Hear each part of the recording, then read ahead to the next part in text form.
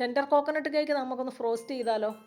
അപ്പോൾ അതിനായിട്ട് നമ്മളുടെ കേക്ക് മുറിച്ചെടുക്കാനായിട്ട് ഞാൻ ഇന്നാൾ പറഞ്ഞതുപോലെ ഒരു കത്തി കൊണ്ട് വരഞ്ഞു വിട്ട ശേഷം അതിലേക്ക് നൂല് കയറ്റി ക്രോസ് ചെയ്ത് പിടിച്ച് വലിച്ചാൽ മതി, നമ്മുടെ കേക്ക് മുറിഞ്ഞ് കിട്ടും.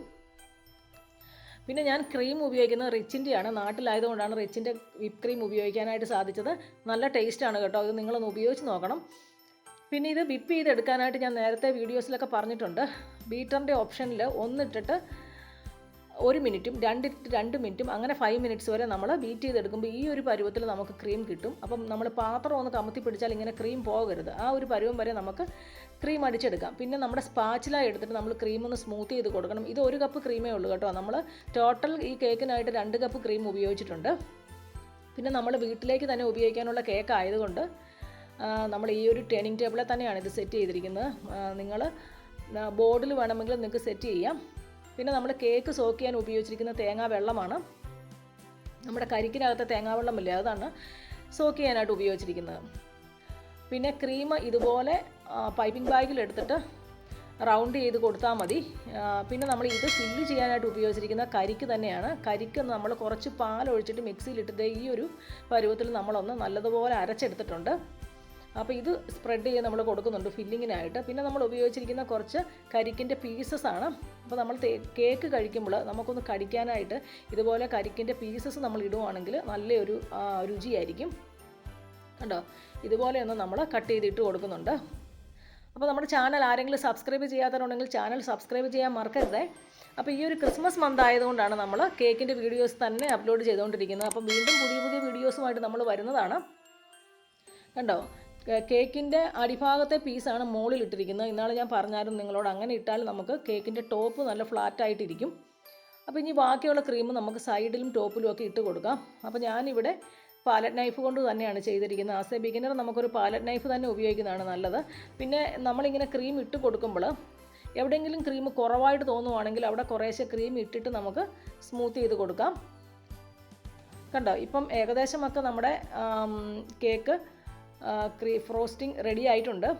പിന്നെ നമ്മൾ ഈ ഒരു ഫ്രോസ്റ്റ് ചെയ്തിട്ട് നമ്മൾ ഒരു കുറച്ച് നേരം, അതായത് ഒരു 2-3 മണിക്കൂർ ഫ്രിഡ്ജിൽ വെക്കുവാണെങ്കിൽ നല്ലതാണ്. അപ്പോൾ ഞാനിത് ഒരു 24 hours ഫ്രിഡ്ജിൽ വെച്ചായിരുന്നു കേട്ടോ. ഞാൻ തലേ ദിവസം ഉണ്ടാക്കി വെച്ചിട്ട് പിറ്റേ ദിവസമാണ് ഈ കേക്ക് കട്ട് ചെയ്തത്. അത് ഞങ്ങളുടെ തന്നെ വെഡിങ് ആനിവേഴ്സറിക്ക് വേണ്ടി ഉണ്ടാക്കിയതാണ്. നിങ്ങൾ ആരെങ്കിലും കണ്ടിട്ടുണ്ടോ ഇതുപോലെ സ്വന്തം വെഡിങ് ആനിവേഴ്സറിക്ക് വേണ്ടി സ്വന്തമായി കേക്ക് ഉണ്ടാക്കി കട്ട് ചെയ്ത ആൾക്കാരാണ് നമ്മൾ.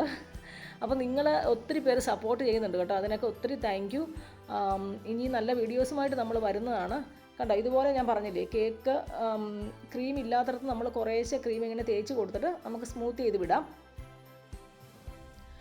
പിന്നെ ഇതിൻ്റെ ടോപ്പിലേക്ക് ഞാൻ കുറച്ച് ഈ ടെൻഡർ കോക്കനട്ടിൻ്റെ അകത്ത് ഫില്ല് ചെയ്ത ആ ഒരു പ്യൂരി ഇല്ലേ, അത് നമ്മൾ ഇതിൻ്റെ ടോപ്പിലേക്കും കുറച്ച് ഒഴിച്ചിട്ടുണ്ട് കേട്ടോ. പിന്നെ ഇത് കണ്ടോ, സൈഡിൽ കൂടെ നമുക്ക് നമ്മുടെ ഈ ബ്രഷ് എടുത്തിട്ടൊന്ന് ഇതുപോലെ ഒന്ന് ഉരച്ച് കൊടുക്കുകയാണെങ്കിൽ വേറൊരു ഡിസൈനിലേക്ക് വരും. പിന്നെ ഞാൻ പൈപ്പിംഗ് ബാഗിൽ ക്രീം കയറ്റിയിട്ട് 2D എന്ന് പറഞ്ഞ നോസിലാണ് ഇതിനകത്ത് ഇട്ടിരിക്കുന്നത്. ആ നോസിൽ കൊണ്ടാണ് ഞാൻ റോസറ്റ് ഉണ്ടാക്കിയിരിക്കുന്നത്. താഴെ അതിൻ്റെ ബോർഡറിൽ വേറൊരു ഡിസൈനും മുകളിൽ വേറൊരു ഡിസൈനുമാണ് കൊടുത്തിരിക്കുന്നത്. കണ്ടോ, ഇത് വളരെ ഈസിയാണ്, നിങ്ങൾ ട്രൈ ചെയ്ത് നോക്കണം കേട്ടോ. ഞാൻ പറഞ്ഞില്ലേ, എനിക്ക് കേക്ക് ഉണ്ടാക്കാനൊന്നും വലിയ പരിചയമില്ല, എങ്കിലും എനിക്കിത് ഉണ്ടാക്കാൻ സാധിക്കുന്നുണ്ടെങ്കിൽ ഇതിലും നല്ലതായിട്ട് നിങ്ങൾക്ക് ഉണ്ടാക്കാനായിട്ട് സാധിക്കും. ഇനി ഞാൻ ഇതിൻ്റെ ഫ്ലവറിൻ്റെ മിഡിലായിട്ട് നമ്മുടെ ഗോൾഡൻ്റെ സ്പ്രിങ്കിൾസ് ഒന്ന് വെച്ച് കൊടുക്കുന്നുണ്ട്. അത് ഞാൻ എടുക്കുന്ന മറ്റേ നമ്മളുടെ ഐബ്രോ ഒക്കെ എടുക്കുന്ന ഫോർസെപ്സ് ഇല്ലേ, ആ ഫോർസെപ്സാണ് ഞാൻ ഈ സ്പ്രിങ്കിൾസ് ഇങ്ങനെ ആ ഫ്ലവറിൻ്റെ നടുക്കിലേക്ക് വെക്കാനായിട്ട് ഉപയോഗിച്ചിരിക്കുന്നത്. അപ്പോൾ നിങ്ങൾക്ക് ആർക്കെങ്കിലും എന്തെങ്കിലും ഡൗട്ട് ഉണ്ടെങ്കിൽ നിങ്ങൾ കമൻറ്റ് ബോക്സിൽ ചോദിക്കണം കേട്ടോ. നിങ്ങളുടെ ഡൗട്ട് എനിക്ക് സാധിക്കും പോലെ ക്ലിയർ ചെയ്യുന്നതാണ്. കണ്ടോ, ഇപ്പോൾ നമ്മുടെ ടോപ്പിലെ ഫ്ലവറിൽ നമ്മൾ ആ സ്പ്രിങ്കിൾസ് ഒന്ന് വെച്ച് കൊടുക്കുന്നുണ്ട്. ഇപ്പോൾ നിങ്ങൾക്ക് ഏതെങ്കിലും കളർ സ്പ്രിങ്കിൾസ് വെക്കണമെങ്കിൽ അതും ചെയ്യാം കേട്ടോ. പിന്നെ ഞാൻ ടോപ്പിലേക്ക് ഇങ്ങനെ ചെറി വെച്ച് കൊടുത്തിട്ടുണ്ട്. പിന്നെ അതിൻ്റെ നടുക്കിൽ ഞാൻ കണ്ടോ ടെൻഡർ കോക്കനട്ട് അരച്ചത് അതിൻ്റെ നടുക്ക് ഒഴിച്ചു കൊടുത്തിട്ടുണ്ട്. പിന്നെ കുറച്ച് ഗോൾഡൻ സ്പ്രിങ്കിൾസ് മുകളിലൂടെ കൊടുത്തു. അപ്പോൾ നിങ്ങൾക്ക് ഈ വീഡിയോ ഇഷ്ടമാണെങ്കിൽ നിങ്ങൾ ലൈക്ക് ചെയ്യണം. Thank you so much.